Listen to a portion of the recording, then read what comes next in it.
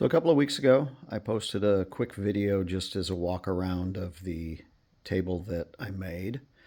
And I got one comment asking for like a little more detailed look at the construction of it. In essence, it is really just a Husky adjustable height workbench that you can buy at Home Depot. And I made a cabinet for the inside of it with a sheet that runs across the bottom that you can see here. The original casters go up through a hole into their tapped hole. It's just pocket screwed UV maple is the general construction material. I lined all the front edges with walnut and just did a lacquer finish on those. This is the first time I've done any grain matching on drawer fronts, and it turned out pretty good. I like it.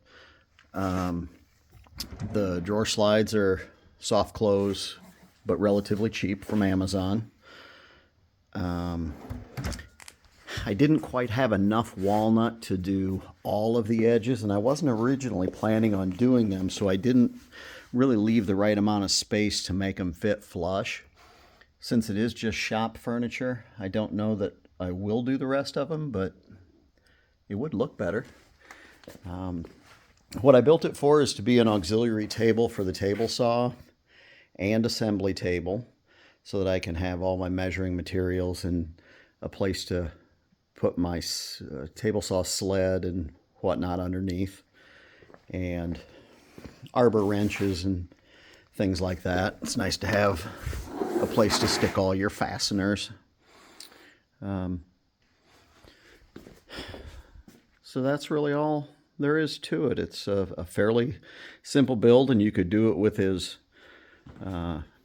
cheap and as expensive of materials as you wanted. Part of the reason it took me so long to do the video is I put down a laminate floor in my shop, so I'm really probably getting close to getting in trouble of doing too many shop projects and not enough house projects. So there's the next thing that needs to be replaced.